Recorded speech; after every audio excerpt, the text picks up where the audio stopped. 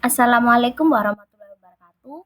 Perkenalkan, nama saya Nasyiwa Novrina dengan NIM 13122000134. Di sini saya akan menjelaskan tentang peran audit dalam meninjau surat putusan atau disebut SK UMK di Surabaya melalui PT UN. Pertama-tama, kita harus tahu apa artinya audit.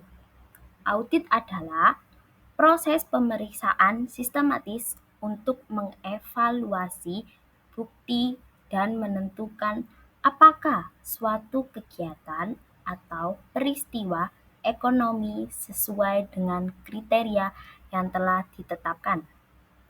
Audit dapat dilakukan pada berbagai hal seperti laporan keuangan, sistem, prosedur, dan operasi. Karena kita udah tahu apa itu artinya audit, audit juga memiliki peran dalam meninjau surat keputusan upah minimum kota di Surabaya melalui pengadilan. Tata usaha PT UN dapat memberikan kontribusi yang signifikan dalam memastikan bahwa keputusan yang diambil oleh pemerintah daerah sesuai dengan prinsip akuntabilitas, transparansi, dan kepatuhan terhadap hukum. Meskipun audit pada umumnya lebih dikenal untuk menilai keuangan dan operasi administratif, dalam konteks ini, audit dapat berperan dalam beberapa aspek sebagai berikut. Yang pertama, verifikasi kepatuhan terhadap regulasi. Dalam ini, audit berperan untuk memastikan bahwa pembuatan SKUMK oleh pemerintah kota Surabaya sesuai dengan ketentuan yang berlaku, termasuk Undang-Undang Ketenagakerjaan dan peraturan pemerintah yang mengatur tentang pengupahan. Dalam hal ini, audit akan menilai apakah prosedur yang dilalui mulai dari penghitungan hingga penetapan besaran UMK sesuai dengan peraturan yang berlaku. Jika hasil audit menunjukkan bahwa prosedur tidak diikuti dengan benar atau ada kesalahan dalam penghitungan yang digunakan sebagai dasar penetapan UMK, maka temuan tersebut bisa menjadi bagian dari bukti dalam gugatan ke PT UN.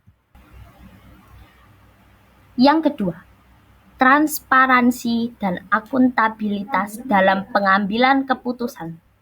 Audit dapat memastikan bahwa proses pengambilan keputusan mengenai penetapan UMK di Surabaya dilakukan secara transparan tanpa adanya penyalahgunaan wewenang atau kepentingan pribadi. Audit dapat memeriksa dokumen-dokumen yang terkait dengan SKUMK, termasuk rapat-rapat Dewan Pengupahan, konsultasi dengan pihak-pihak terkait, serta data yang digunakan dalam perhitungan UMK. Jika ditemukan bahwa proses pengambilan keputusan tidak transparan atau ada upaya manipulasi data, temuan audit ini bisa menjadi bukti yang relevan dalam proses gugatan ke PT UN. Kita akan menjelaskan nomor 3. Nomor 3, penyelidikan atas dugaan penyalahgunaan wewenang.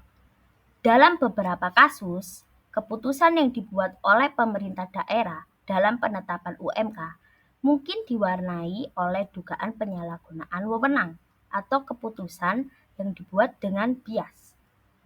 Audit dapat berperan untuk memeriksa apakah ada indikasi penyalahgunaan wewenang dalam proses penetapan UMK.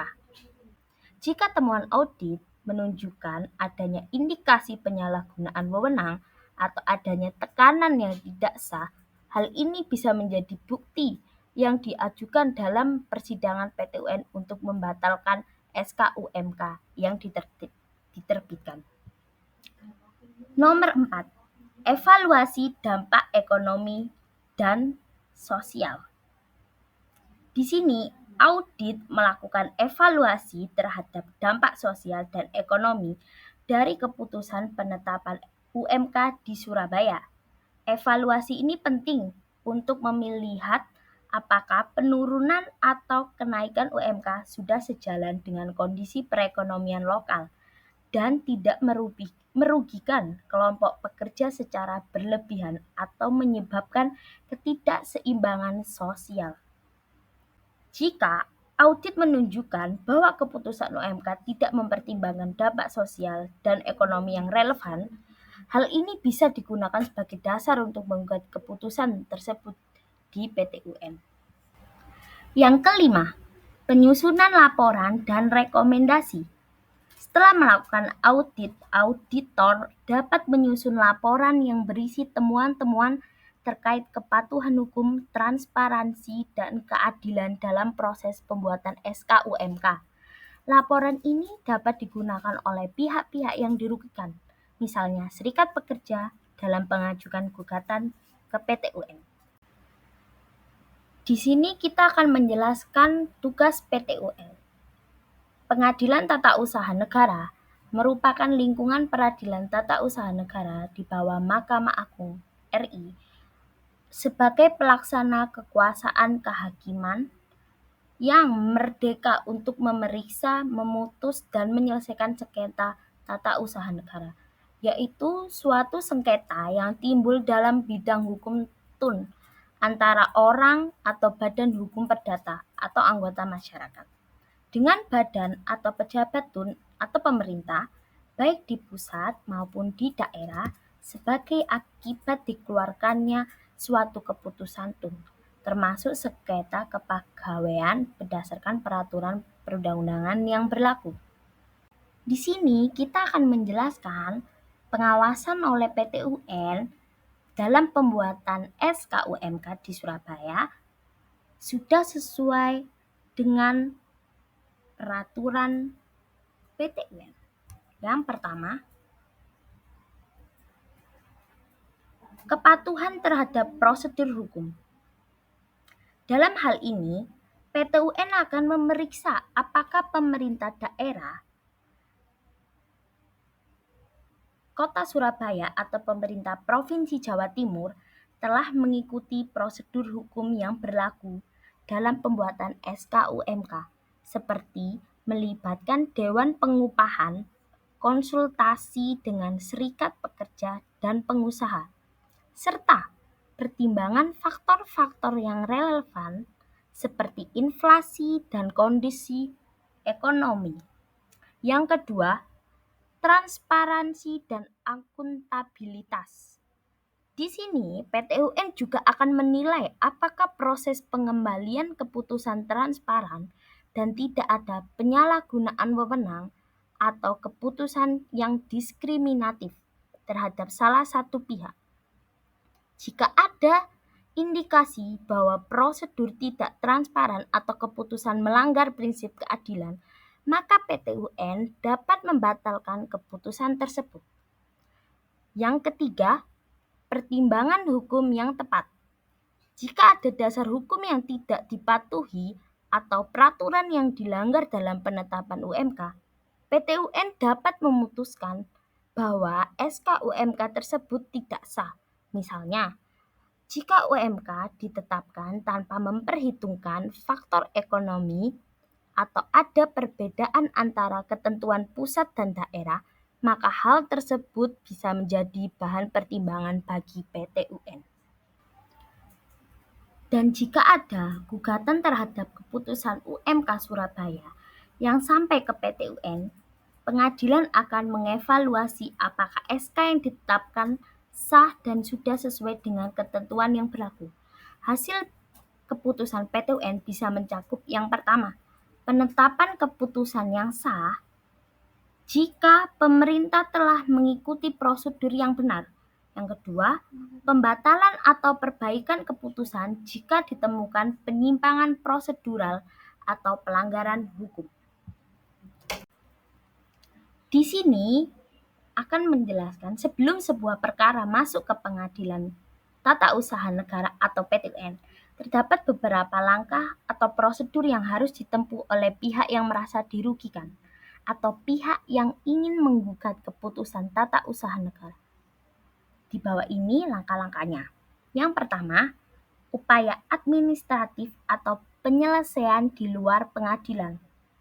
Sebelum membawa masalah ke PT UN, biasanya ada upaya administratif yang harus dilakukan, terutama jika menyangkut keputusan tata usaha negara yang diambil oleh instansi pemerintah. Langkah ini bisa mencakup ada 3. Yang pertama, pengajuan banding atau keberatan administratif. Yang kedua, menyelesaikan melalui mediasi atau konsultasi. Yang ketiga, permohonan peninjauan kembali administratif. Nomor 2, mengajukan gugatan ke PT UN. Dalam mengajukan gugatan ke PT UN, jika upaya yang pertama itu gagal atau tidak ada hasil yang memadai, pihak yang dirugikan dapat membawa perkara tersebut ke PT UN. Dalam hal ini ada langkah-langkahnya. Yang pertama, mempersiapkan gugatan. Yang kedua, mengajukan gugatan ke PT UN. Yang ketiga, pembayaran biaya perkara. Langkah ketiga, proses pendaftaran gugatan. Setelah gugatan diajukan, PT UN akan memeriksa kelengkapan dokumen gugatan. Jika semuanya lengkap dan sesuai, PT UN akan menerima dan mendaftarkan gugatan tersebut. Pengadilan akan memberikan nomor perkara dan menetapkan jadwal sidang pertama.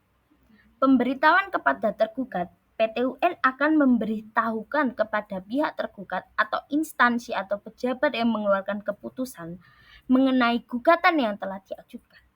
Tergugat diberi waktu untuk merespon gugatan tersebut baik dengan menyampaikan jawaban atau tanggapan terkait gugatan yang diajukan. Langkah keempat, sidang pengadilan.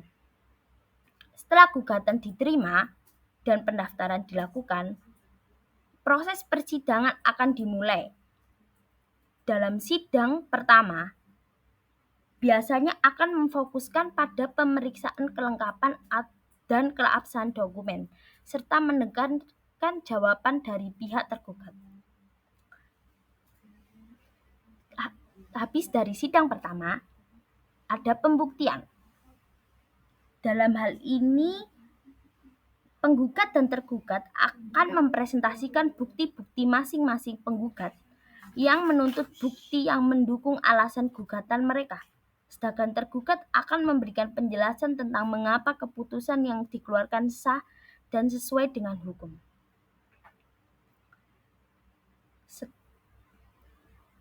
Setelah itu, persidangan lanjutan. Dengan ini, pemeriksaan bukti-bukti dan saksi-saksi yang diajukan oleh kedua belah pihak. Jika diperlukan, pengadilan dapat meminta keterangan ahli atau pihak lain untuk memeriksa penjelasan tambahan.